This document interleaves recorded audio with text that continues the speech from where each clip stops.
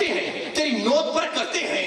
حبیب لا یبصرون، بے بصیرت ہے، اندھے ہیں، جاہل ہیں، گمراہ ہے، نادان ہے. حبیب پہچان نہیں رہے کہ تو اندر سے کیا ہے. تو خدا بھی فرمانا چاہتا ہے کہ یا رسول اللہ آنکھ والا تیرے جوبن کا تماشا دیکھے، دیدہ کور کو کیا نظر آئے، کیا دیکھے. توجہ ہے آپ کی. اب لا یبصرون کا قبلہ میں اس سے اچھا ترجمہ کیا کروں کہ آنکھ والا تیرے جوبن کا تماشا دیکھے، دیدہ کور کو کیا نظر آئے، کیا دیکھے. دیکھو اگر بات منتقل نہیں ہوئی تو میں اسی کو ایک اور انداز سے سمجھا دیتا ہوں آپ کو. میں چاہتا ہوں کہ گفتگو آپ کے حلق تک مت رہے بلکہ یہ دماغ سے شروع ہو اور دل تک اتر جائے، تبھی میری کاوش والد ہے. تو اسی بات کو ایک اور انداز سے سمجھا دیتا ہوں. دیکھو وَتَرَاهُمْ يَنْظُرُونَ إِلَيْكَ وَهُمْ لَا يُبْصِرُونَ. آپ بیٹھے ہو نا میرے سامنے اپنے خوبصورت چہرے لیے، یہ پیران نظام، یہ علماء کرام میرے سامنے بیٹھے ہیں. اچھا یہ خوبصورت چہرے، یہ صورتیں سجی ہوئی، اچھا جیسے بیٹھے ہیں ویسے مجھے نظر آ رہے ہیں. وہی ایسی ہے نا، آپ کے خوبصورت خد و خال، آپ کے قد کاٹ، آپ کے چہرے اور چہروں کی رونق، آپ جیسے ہیں آپ ویسے مجھے نظر آ رہے ہیں. اچھا آپ بھی جیسے بیٹھے ہو ویسے میں آپ کو دیکھ رہا ہوں، اور جیسا میں آپ کے سامنے بیٹھا ہوں، میں نے یہ اشکن پہنی ہے، میری یہ ٹوپی، میرا قد کاٹ، میرے خد و خال، جیسا میں ہوں ویسا آپ کو نظر آ رہا ہوں. تو بات 1+1 کی ہے کہ جیسے آپ ہو ویسے مجھے نظر آ رہے ہیں، جیسا میں ہوں ویسا میں آپ کو نظر آ رہا ہوں. لیکن خدا اس آیت میں یہی تو فرما رہا ہے کہ وَتَرَاهُمْ يَنْظُرُونَ إِلَيْكَ وَهُمْ لَا يُبْصِرُونَ، کہ نادانو تمہارا ایک دوسرے کی طرف دیکھنا کچھ اور ہے، میرے مصطفیٰ کی طرف دیکھنا کچھ اور ہے. مجھے بہت توجہ چاہیے آپ کی، مجھے بہت توجہ چاہیے. تو وَتَرَاهُمْ يَنْظُرُونَ إِلَيْكَ وَهُمْ لَا يُبْصِرُونَ، یعنی کیا کہا کہ تمہارا ایک دوسرے کی طرف دیکھنا کچھ اور ہے، میرے حبیب کی طرف دیکھنا کچھ اور ہے. بات واضح ہو گئی. اچھا اب توجہ کیجئے گا کہ میرا حبیب ایسا نہیں ہے. یہ خدا فرما رہا ہے کہ وَتَرَاهُمْ يَنْظُرُونَ إِلَيْكَ وَهُمْ لَا يُبْصِرُونَ، کہ میرا حبیب ایسا نہیں ہے کہ جو ہر ظاہر کی آنکھ کا تماشا بن جائے. بھائی توجہ ہے آپ کی. دیکھو میرے پاس زیادہ دقیقے نہیں ہیں اور مجھے اپنے موضوع کو سمیٹ کر آپ کی دعاؤں کو حاصل کرنا ہے، اور مجھے اس بزرگ کی دعاؤں کو یہاں سے سمیٹ کر یہاں سے رخصت ہونا ہے کہ جس کی زندگی کے اندر بھی مجھ پر احسانات ہیں، محبت کی صورت میں، شفقت اور پیار کی صورت میں، اور اسی ذات کا احسان مند ہو کر میں آج آپ کی خدمت میں اس انداز سے بیٹھا ہوں. اس لیے اسے مجھے آپ کی انتہائی توجہ چاہیے، اور ایک ایک لمحہ میرے پاس ان کی امانت ہے جو مجھے ان کو لوٹاتے رہنا ہے اور تاحیات لوٹاتے رہنا ہے. بہت بہت توجہ رہی. وَتَرَاهُمْ يَنْظُرُونَ إِلَيْكَ وَهُمْ لَا يُبْصِرُونَ، یعنی میرا حبیب ایسا نہیں کہ جو ہر ظاہر کی آنکھ کا تماشا بن جائے. بھائی صاحبان جی وقت اس جملے پہ زور کیجئے. دیکھو جو ظاہر میں نہیں آتا وہ وہی ہے کہ جو عقل میں نہیں آتا، اور جو عقل میں نہیں آتا وہ کسی حد میں نہیں آتا، اور جو حد میں نہ آئے وہ لامحدود ہے، اور جو لامحدود ہے اسی کا وجود ہے، اور جس کا وجود ہے اسی کا شہود ہے، اور جس کا شہود ہے اسی کا ظہور ہے، اور جس کا ظہور ہے اسی کا نور ہے، اور جس کا نور ہے سو اس کے بارے میں آج سے کھڑی پکار اٹھے کہ کرسی عرش نہ لوح قلم سی تے نہ سورج چند ستارے، وہ تاوی نور محمد والا دیندہ سی رچکارے. تاوی نور محمد والا. نعرہ تکبیر، نعرہ رسالت، نعرہ حیدری، سرکار کی آمد، دلدار کی آمد.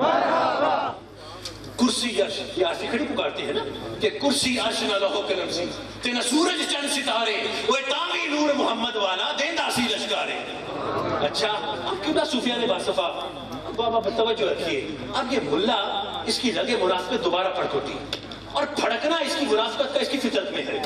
سو دوبارہ کہہ اٹھا کہ دیکھو آپ لوگ آج سے کھڑی کے یہ شعر پڑھتے ہو کہ کرسی عرش نہ لوح قلم سی نہ سورج چند ستارے، تاوی نور محمد والا دیندہ سی رچکارے. آپ ہمیشہ حضور کی نورانیت کے ترانے پڑھتے ہو، حضور کے نور ہونے کا ذکر کرتے ہو. آپ کا دوسرا کلمہ کیا ہے؟ میں نے کہا میرا دوسرا کلمہ ہے شہادت. بھئی آپ کا ملا عالم تصور میں ان سے سوال کرتا ہے، اب میں کہہ رہا ہوں کہ عالم تصور میں سوال کرتا ہے، تو کہنے لگا کہ آپ کا دوسرا کلمہ کیا ہے؟ میں نے کہا میرا دوسرا کلمہ ہے شہادت.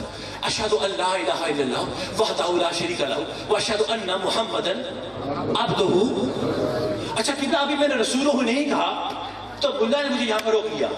کہتے ہیں کہ آپ حضور کی नूर होने का तस्करा करते हो, नूरानियत के शेर पढ़ते हो, नूरानी की तकरीरें करते हो, नूरानी से भरपूर नाते पढ़ते रहते हो, तो खुदाए परवरदिगार फिर अपने हबीब को इस कलमा शहादत में अब क्यों कह रहा है? अपना बंदा कह के क्यों खिताब कर रहा है? हजूर उनको अपना बशर कहकर अपना बंदा अपने मखलूक का क्यों मुखातिब कर रहे हैं? अगर मुस्तफा नूर है और अगर आप नूरानी से भरपूर शेर पढ़ते हो, तकरीरें करते हो, गला फाड़ते रहते हो, नात अपने अंदाज से खुदा की तरफ पेश करते रहते हैं, तो फिर खुदा इस कलमा शहादत में अपने हबीब को अब क्यों कह रहा है? अपना बंदा क्यों कह रहा है? बशर क्यों कह के मुखातिब कर रहा है? देखो, अगर सवाल हो ना तो उसकी कदर करनी चाहिए। अगर सवाल कुछ मंतकी हो ना तो हम उसकी कदर करते हैं, लेकिन किबला इतनी भी कदर नहीं करते कि इस पर अपने कीदे को ही बदल डाले। मतलब सराहते हैं हम सवाल को, लेकिन ऐसा भी नहीं कि अपने कीदे को बदल डाले।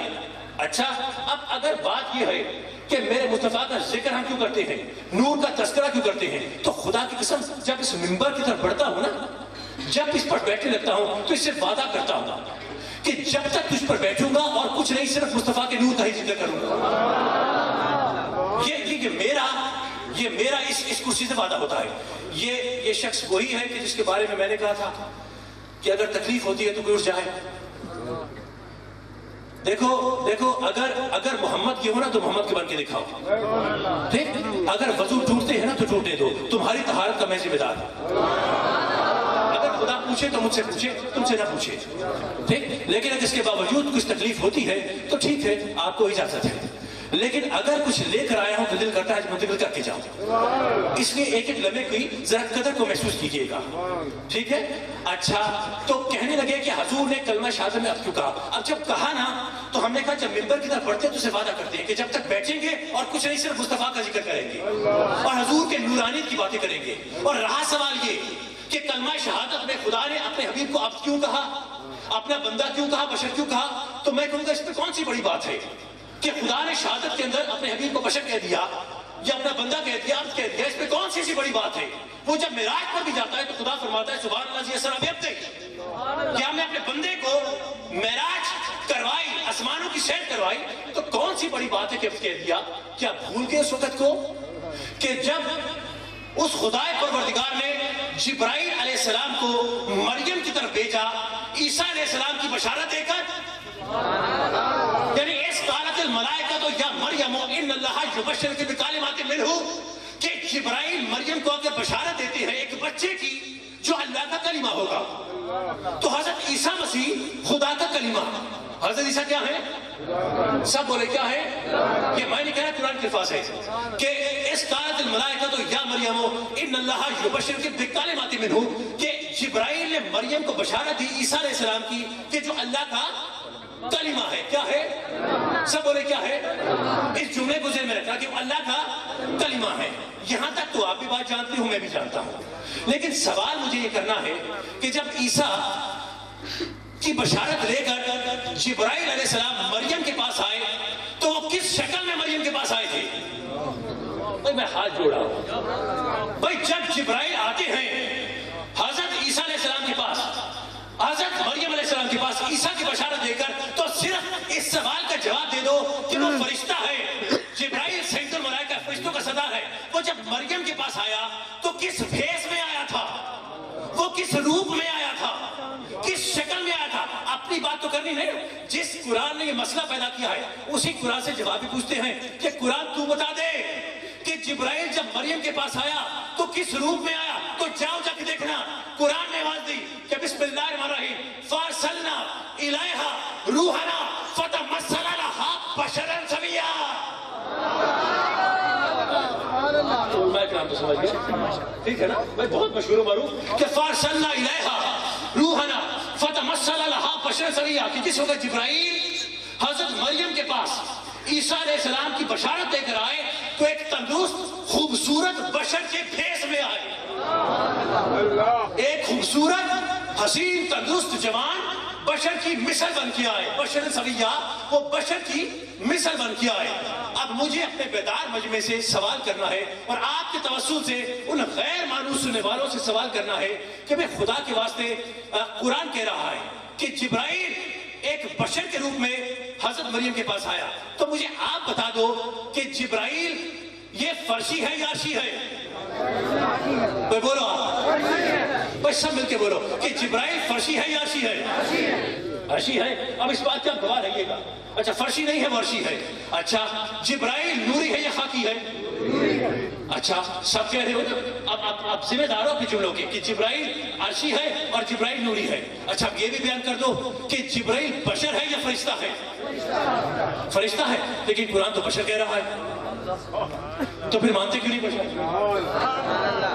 بھئی قرآن کے الفاظ ہیں اور قرآن کی زیر و زبر کا انکار کرنا یہ تو کفر ہے. یہ ہم نہیں وہ زیادہ کہتے ہیں کہ ہمارے لیے قرآن کافی ہے. اب جن کے لیے قرآن کافی ہے نا سو قرآن کی کہانی سنتے چلو ہم سے ذرا. ٹھیک بھائی انکار کرتے ہیں نا بشریت کا، تو سوال کرنا ہے کہ جبرائیل فرشتہ ہے یا بشر؟ تو سب کہیں گے جناب فرشتہ ہے، فرشتہ ہے، سید الملائکہ ہے، فرشتوں کا سردار ہے. تو میں کہوں گا جناب قرآن تو بشر کہہ رہا ہے کہ وہ بشر کی مثل ہے، تو مانتے کیوں نہیں؟ قرآن کا انکار کیوں کرتے ہو؟ بھائی قرآن کا انکار کرنا کفر ہے نا، تو مانو کہ جبرائیل بشر ہے، فرشتہ نہیں ہے. تو جواب کیا آئے گا؟ آپ سب مل کر جواب دو گے. شاہ صاحب کیا ندانوں والی بات کرتے ہو؟ وہ اصل میں اندر سے نور تھا، لیکن کچھ دیر کے لیے دنیا میں پیغام پہنچانے کے لیے بشر بن کے آیا،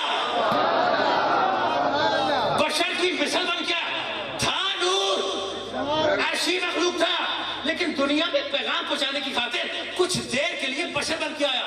تو حیرت کی بات ہوتی ہے کہ جبرائیل کو قرآن بشر کہے تو اس پر کوئی بشریت کا فتویٰ نہیں لگاتا.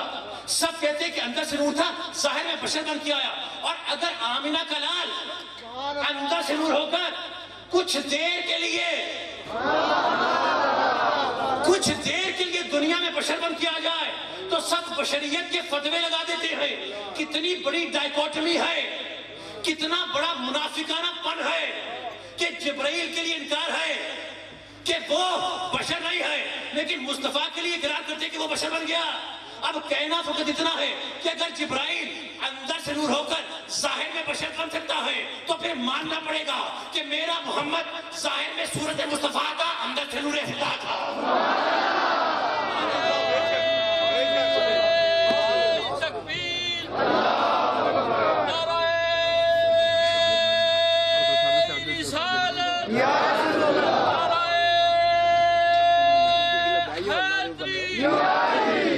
کتنی بڑی دوگلا پر ہے کہ جبرائیل کو قرآن بشر کی مثل کہہ دے تو اس کو کوئی بشر نہیں کہتا، نہ بشریت کے فتوے لگاتا ہے، نہ اسے کو بشر کی مثل کہتا ہے.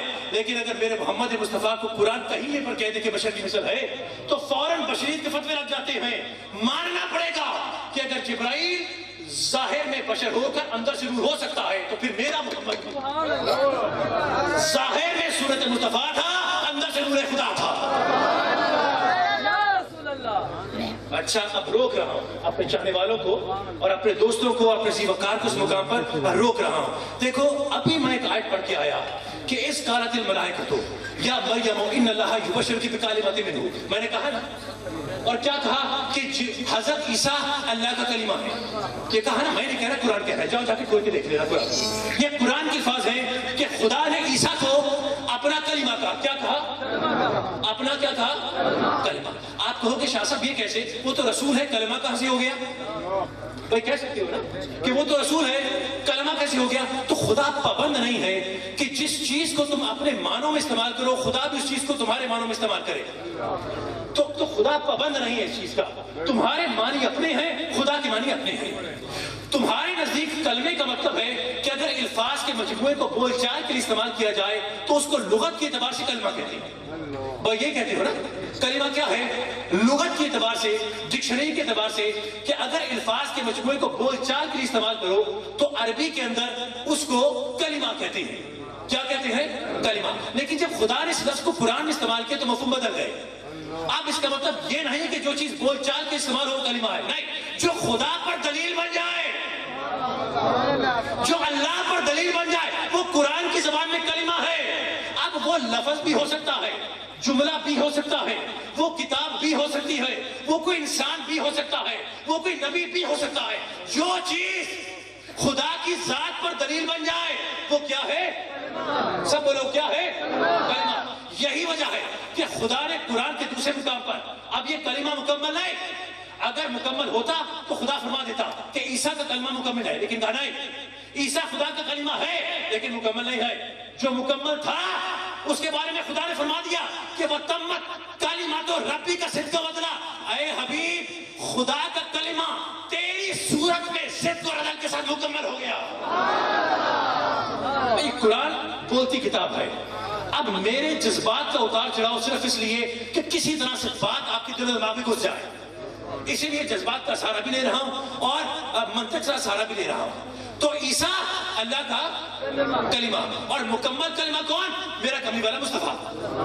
اور یہ قرآن کے الفاظ ہے کہ وَتَمَّتْ كَلِمَاتُ رَبِّكَ صِدْقًا وَعَدْلًا، کہ حبیب تیرے رب کا کلمہ تیری صورت میں، کیا؟ تیری صورت میں، تیری شکل میں صدق اور عدل کے ساتھ مکمل ہو گیا۔ تو عیسیٰ اللہ کا کلمہ اور میرا کملی والا مصطفیٰ اللہ کا کلمہ۔ سب بولو اللہ کا، عیسیٰ اللہ کا اور محمد اللہ کا۔ اچھا، تو عیسیٰ بھی اللہ کا کلمہ اور میرا نبی بھی اللہ کا کلمہ۔ یہی وجہ ہے کہ جناب علی کرم اللہ وجہ کریم سے، بھائی چاہنے والے بیٹھے ہو نا علی کے، جناب علی کرم اللہ وجہ کریم سے جب کسی نے سوال کیا کہ اے علی ذرا یہ تو بیان کر دے کہ جب خدا نے اپنے حبیب کو بنایا تو کس طرح سے بنایا؟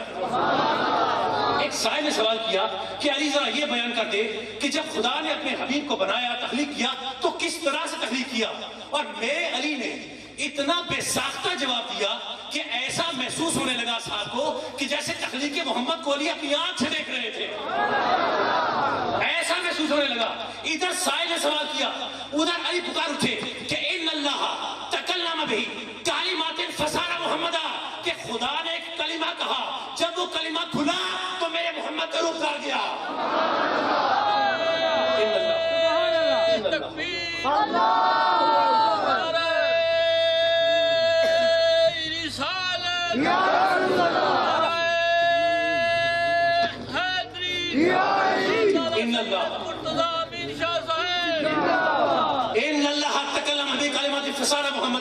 خدا نے ایک کلمہ کہا، جب وہ کلمہ کھلا تو میرے محمد کا روح دھر گیا، حضور کی شکل اختیار کر لی، تو ثابت ہوا کہ میرا نبی اللہ کا، میرا نبی اللہ کا، بھائی بہت توجہ چاہیے، میں جملہ کہنے لگا ہوں، میرا نبی اللہ کا، عیسیٰ بھی اللہ کا کلمہ اور میرا محمد بھی اللہ کا کلمہ۔ اب کیا یہ ملا قرآن کی آیت بھول گئے کہ لا تبدیل لکلمات اللہ، کہ اللہ کے کلمے تو کبھی تبدیل نہیں ہوتے؟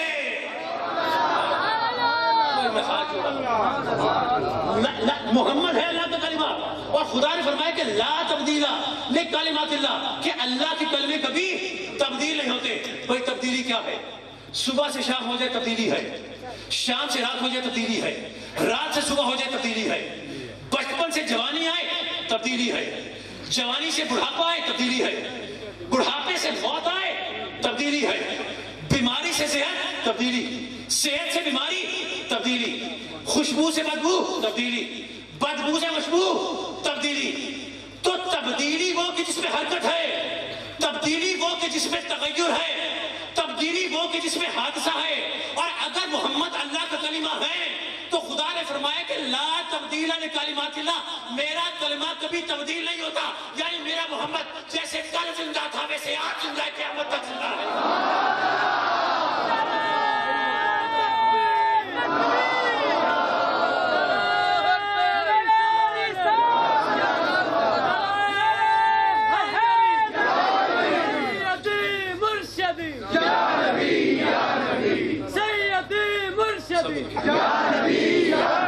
سرکار کی آمد مرحبا، وٹار کی آمد مرحبا، رجپال کی آمد مرحبا، حضور کی آمد مرحبا، پرنور کی آمد مرحبا، آمد مصطفیٰ مرحبا مرحبا۔ لا تبدیل، میں غلام ہے رسول کے غلام ہے، جیوے جیوے مرشد جیوے، جیوے جیوے مرشد جیوے، لا تبدیل، لا تبدیل لکلمات اللہ، اللہ کے کلمے تو کبھی تبدیل نہیں ہوتے۔ تو اگر نبی اللہ کا کلمہ ہے تو پھر میرا محمد تبدیل نہیں ہونے والا، یعنی جیسے کل حاضر تھا ویسے آج حاضر ہے، ویسے قیامت تک حاضر رہے گا۔ اب اس میں کوئی تبدیلی لائے گا تو قرآن کی آیت کا انکار کرے گا، ٹھیک ہے نا بھائی؟ بہت توجہ رکھیے. دیکھو اگر گفتگو مشکل ہو، اچھا واپس ہو اس بات پر کہ دیکھنے والی آنکھ کا کمال ہے کہ میرے مصطفیٰ کو دیکھتی کیسے ہے.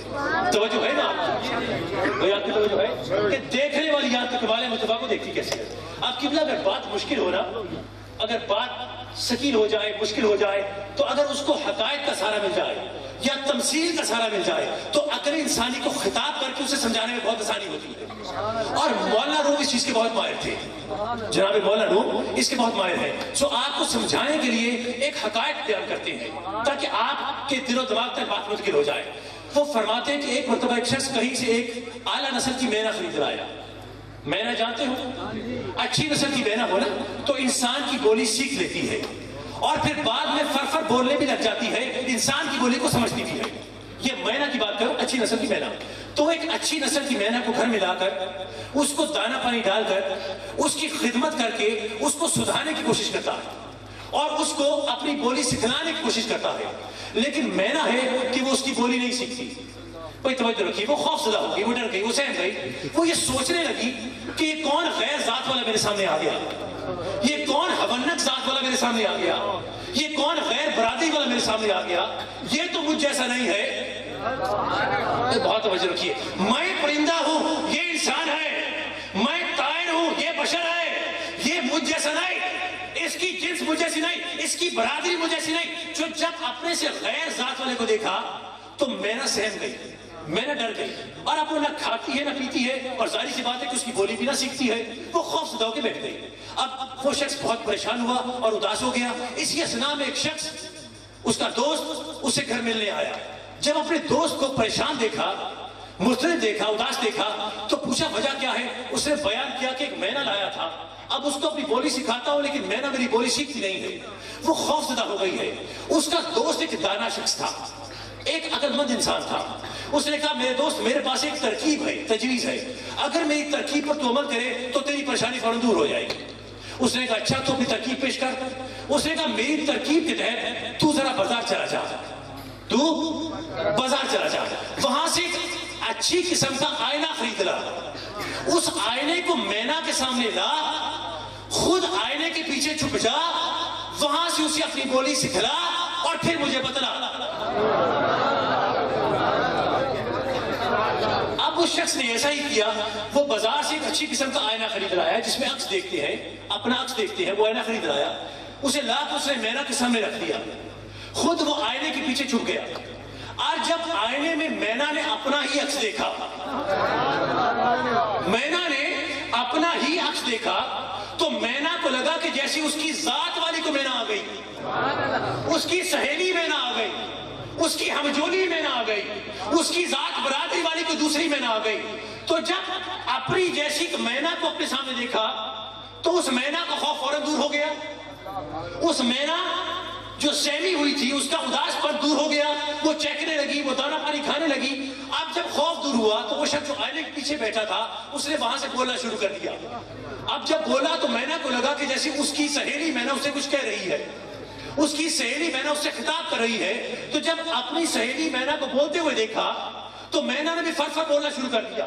اب صاحبان جی وقار مولانا روم اس مقام پر روک کر انسان کو خطاب کرتے ہیں، فرماتے ہیں کہ اے انسان، اگر جس طرح سے مینا پہلے غیر ذات والے کو دیکھ کر، غیر برادری والے کو دیکھ کے خوف زدہ ہو گئی اور بولی نہ سیکھتی تھی، فرماتے ہیں اسی طرح اگر کملی والا مصطفیٰ اپنی اوپر سے لباس بشری اتار کر آتا، صرف نور خدا بن کے آتا، تو فرماتے ہیں ملا تو نے خوف زدہ ہو جانا تھا کہ یہ کون غیر ذات والا آ گیا، یہ کون غیر برادری والا آ گیا. یہ تو نوری ہے، میں خاکی ہوں. یہ تو عرشی ہے، میں تو فرشی ہوں. یہ تو ملکوتی ہے، میں تو بشری ہوں. تو نے میرے مصطفیٰ کی بات نہ سنی تھی، تو نے میرے مصطفیٰ سے خوف زدہ ہو جانا تھا. نظام ہدایت نے مکمل نہ ہونا تھا، خدا کے دین نے مکمل نہ ہونا تھا. ارے تجھے اسلام پہنچانے کی خاطر، تمہیں ہدایت پہنچانے کی خاطر میرے پروردگار نے اپنے حبیب کے نور کو لباس محمد میں چھپا کر بھیجا، اس نوری حقیقت کو لباس مجاز پہنا کر بھیجا. دوستو یہ وہی لباس مجاز ہے کہ جس کے بارے میں ایک بات پکار اٹھے کہ کبھی آئے حقیقت منتظر نظر آ لباس مجاز میں کہ ہزاروں سجدے تڑپ رہے ہیں میری جبین نعمت میں. ہزاروں سجدے تڑپ رہے ہیں.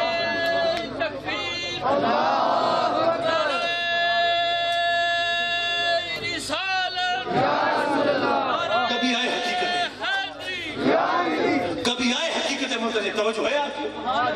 اب یہ آپ کے مزاج کے لیے میں نے سغائب رپورٹ کیا ہے. کبھی آئے حقیقت منتظر نظر آ لباس مجاز میں کہ ہزاروں سجدے تڑپ رہے ہیں میری جبین نیاز میں. اقبال کہتا ہے یا رسول اللہ وہ وقت کب آئے گا کہ جب آپ کا حبیب آپ کو مقام محمود پر بٹھائے گا اور اس وقت دیدار عام ہوگا, کیونکہ یا رسول اللہ دنیا میں تو ہم پابند شریعہ رہے, پابند سلاسل رہے, اس لیے آپ کے سامنے کبھی حضوری کا سجدہ نہ کر سکے. یا رسول اللہ وقت کب آئے گا کہ جب آپ کا خدا آپ کو اپنے مقام محمود پر بٹھائے گا, کیونکہ ہزاروں سجدے ہیں جو ہماری پیشانیوں میں تڑپتے ہیں, ہزاروں سجدے ہیں جو ہمارے سینوں میں مچلتے ہیں, صرف آپ کو دیدار حضوری کرنے کے لیے ترستے رہے. یا رسول اللہ وقت کب آئے گا؟ قبلہ حضرت خطیب الاسلام صاحبزادہ سید فیض الحسن شاہ صاحب رحمۃ اللہ تعالیٰ, وہ میرے جد امجد بھی ہیں, میرے پیر بزرگوار بھی ہیں. وہ اس شعر کے بارے میں فرماتے ہیں, میں اس شعر کے حوالے سے اہتمام کوٹ رہا ہوں, میں عادی نہیں ہوں کہ منبر پر اپنے بزرگوں کا نام دوں, لیکن فقط اپنے جملے کو سہارا دینے کے لیے میں ان سے متعلق ایک واقعہ کوٹ کر رہا ہوں. اس شعر سے متعلق کبھی آئے حقیقت منتظر نظر آ لباس مجاز میں کہ ہزاروں سجدے تڑپ رہے ہیں میری جبین نیاز میں. خطیب الاسلام فرماتے ہیں کہ ایک مرتبہ میں لاہور علامہ اقبال سے ملنے گیا, حکیم الامت علامہ اقبال سے ملنے گیا. اب چونکہ اقبال بھی سیالکوٹ کا تھا اور ہم لوگ بھی سیالکوٹ کے ہیں, تو اقبال کا ہمارے جد امجد جو امین شاہ صاحب تھے ان کے پاس بہت آنا جانا تھا. وہ اکثر اپنی نوجوانی کے اندر قبلہ ثانی صاحب کے پاس آیا کرتے تھے اور ان کے پاس بیٹھا کرتے تھے. تو خطیب الاسلام فرماتے ہیں کہ اس نسبت کی وجہ سے اقبال ہمیشہ مجھ پر شفقت فرماتے تھے. تو فرماتے ہیں کہ مرتبہ لاہور جب میرا زمانہ طالب علمی تھا تو میں اقبال سے لاہور میں ملنے کے لیے گیا, ملاقات کرنے کے لیے گیا. تو فرماتے ہیں کہ وہاں پر ایک ادبی محفل جمی ہوئی تھی, ایک ادبی محفل وہاں پر جمی تھی, اور وہاں پر اسی شعر پر گفتگو ہو رہی تھی کہ کبھی آئے حقیقت منتظر نظر آ لباس مجاز میں. تو صاحبزادہ صاحب فرماتے ہیں کہ اقبال نے مجھ سے خطاب کیا اور مخاطب ہوتے فرمایا کہ صاحبزادہ صاحب میں نے یہ شعر ایسے نہیں کہہ دیا, یہ کبھی ہے حقیقت منتظر, یہ شعر میں نے بغیر کسی وجہ کے نہیں کہہ دیا, ایسی فضول میں نہیں کہہ دیا, نہیں, بلکہ جب میں یہ شعر کہہ رہا تھا تو اس شعر کے پیچھے پورا تاریخی واقعہ کار فرما تھا. ایک تاریخی واقعہ اس شعر کے پیچھے کار فرما تھا. وہ فرماتے ہیں کہ اقبال نے کہا کہ جب میں یہ شعر کہہ رہا تھا تو میرے پیچھے وہ واقعہ تھا کہ جب کملی والے مصطفیٰ کے وصال مبارک کے دن بہت قریب تھے اور حضور بستر علالت پر تھے, خدائے پروردگار اپنے حبیب کو اپنے پاس بلانے کے لیے بہت بے چین تھا اور اپنے حبیب سے وصل پانا چاہ رہا تھا. بیماری کا صرف بہانہ بن گیا, بیماری کا ایک سبب بن گیا, ایک بہانہ بن گیا. ویسے خدا اپنے حبیب کو اپنے پاس واپس اپنے گھر بلانا چاہ رہا تھا. تو حضور کے وصال مبارک کے دن تھے, حضور بستر علالت پر تھے. تو فرماتے ہیں کہ اس وقت میرے کملی والے مصطفیٰ نے اسے بلایا کہ جو عتیق بھی ہے, رفیق بھی ہے, شفیق بھی ہے, صدیق بھی ہے. میرے کملی والے مصطفیٰ نے بلایا اپنے یار پیکار کو, اپنے یار کوثار کو, اپنے یار میزار کو, اپنے یار غار کو. میرے مصطفیٰ نے بلایا اپنے یار صدیق کو اور بلا کے کہا کہ اے میرے صدیق, آج کے بعد تو میرے مصلی امامت پر کھڑا ہو کر آنے والی امت کے لیے رہبری اور رہنمائی کے فرائض سر انجام دے گا. اور اب میرا پیشوا طریقہ جناب صدیق اکبر اپنے آقا اور مولا کے حکم سے جب مصلی امامت پر کھڑے ہوتے ہیں نماز پڑھانے کے لیے اور پیچھے صحابہ کرام کی صفیں لگ جاتی ہیں, تو اب میرا کملی والا مصطفیٰ صرف یہ دیکھنے کے لیے کہ کون کون میرے صدیق کی تباہ میں ہے اور کون کون میرے صدیق کی تباہ میں نہیں ہے. میں رپیٹ کر رہا ہوں, کون کون صدیق کی تباہ میں ہے, کون کون میرے صدیق کی تباہ میں نہیں ہے. حضور صرف یہ دیکھنے کے لیے بیماری کے باوجود دھیرے دھیرے اپنے بستر سے اٹھتے ہیں, آہستہ آہستہ چلتے ہوئے اپنے مکان کے اس دروازے پر آتے ہیں جو مسجد میں کھلتا تھا. اب اس دروازے پر ایک پردہ پڑا ہوا تھا. میرے کملی والے مصطفیٰ نے اپنے یار کو مصلی امامت پر دیکھنے کے لیے جب دروازے پر پڑا ہوا پردہ اٹھایا تو صاحبان ذی وقار خدا نے اپنے حبیب کے رخ اندر پڑا ہوا لباس مجاز کا پردہ ایک لمحے سے بھی چھوٹے وقفے کے لیے اٹھا دیا. بس پھر کیا تھا کہ نور کا ٹھاٹھے مارتا ہوا سمندر نکلتا ہے, سامنے محراب پر پڑتا ہے. جب وہاں سے شنائیں منعکس ہوتی ہیں تو اصحاب کرام گھبرا کر دیکھتے ہیں کہ یہ انوار و تجلیات کی برسات کہاں سے ہو رہی ہے. جب یہ دیکھا کہ رخ انور مصطفیٰ سے آ رہی ہے تو تمام اصحاب کرام ایک ایڑی پر گھوم کر کعبے کو چھوڑتے ہیں, مصطفیٰ کے چہرے کو قبلہ بناتے ہیں اور زبانیں ہاتھ پکارتے ہیں کہ یا رسول اللہ شوق تیرا اگر نہ ہو میرے نماز قائم نہ ہو. سجود بھی حجاب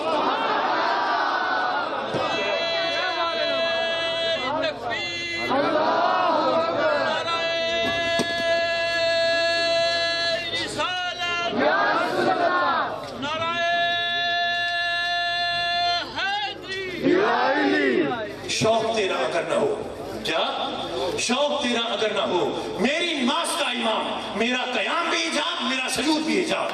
ملا سے پوچھو تو کہتا ہے کہ اگر نماز میں مصطفیٰ کا خیال آ جائے تو نماز باطل ہو جاتی ہے، شرک ہو جاتا ہے۔ اقبال کہتے ہیں ارے بدبخت، جس نماز میں میرے کملی والے مصطفیٰ کا خیال نہیں ہے، اس کا قیام بھی حجاب ہے، اس کا رکوع بھی حجاب ہے، وہ سب حجاب ہے۔ وہ ایک پڑھتا ہے، سب کچھ ہو سکتا ہے، پر وہ نماز نہیں ہے جس میں میرے کملی والے مصطفیٰ کا خیال نہیں ہے، حضور کا تصور نہیں ہے۔ صاحبانی سی بکار آج افسوس ہوتا ہے، خدا کی قسم افسوس ہوتا ہے کہ آج مجھے کملی والے مصطفیٰ کا ذکر کرنے کے لیے، آپ کو ذکر سے آشنا کرانے کے لیے، مصطفیٰ کی نعت پیش کرنے کے لیے آج مجھے حدیثوں کا، حقائقوں کا، تمثیلوں کا سہارا لینا پڑ رہا ہے۔